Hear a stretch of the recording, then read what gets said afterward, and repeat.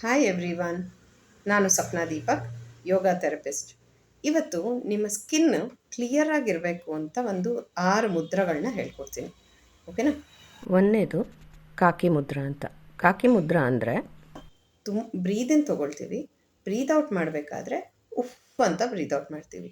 ನಮ್ಮ ಕೆನ್ನೆಗಳಲ್ಲಿ ಏನೆಲ್ಲ ತುಂಬ್ಕೊಂಡಿರುತ್ತೆ ಏರು, ಅದೆಲ್ಲನೂ ಆಚೆ ಬರೋ ತನಕನೂ ಬ್ರೀದ್ ಔಟ್ ಮಾಡ್ತೀವಿ. ಓಕೆನಾ? ಎಂಟಿ ಆಗುತ್ತೆ ಸ್ಟಮಕ್.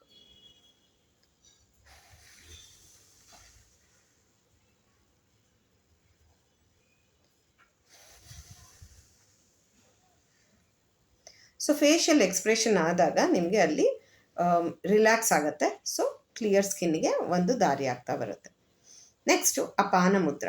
ಅಪಾನ ಮುದ್ರದಲ್ಲಿ ಥಂಬು ಮತ್ತು ಮಿಡಲ್ 2 ಫಿಂಗರ್ಸು ಸ್ಟ್ರೈಟ್ ಆಗಿರುತ್ತೆ.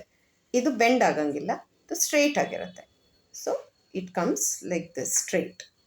ಆಮೇಲೆ ನೀವು ಇದನ್ನು ತೊಡೆ ಮೇಲೆ ಇಟ್ಕೊಂಡು ಕೂತ್ಕೋಬೋದು 3 ಮಿನಿಟ್ಸ್. ನೆಕ್ಸ್ಟು ಪೃಥ್ವಿ ಮುದ್ರ. ಪೃಥ್ವಿ ಮುದ್ರದಲ್ಲಿ ring finger, thumb finger gentle touch ಆಗುತ್ತೆ. ಇದು 2 ಜಾಯಿನ್ ಆಗುತ್ತೆ. ಈ ಒಂದು ಲಿಟಲ್ ಫಿಂಗರು ಜಾಯಿನ್ ಆಗಿ ನಿಂತ್ಕೊಳ್ಳುತ್ತೆ. So this is the Prithvi mudra. Next Varuna mudra. Varuna ಮುದ್ರಾಗೆ ಲಿಟಲ್ ಫಿಂಗರು ಮತ್ತು ಥಂಬ್ ಫಿಂಗರು ಜಾಯಿನ್ ಆಗುತ್ತೆ.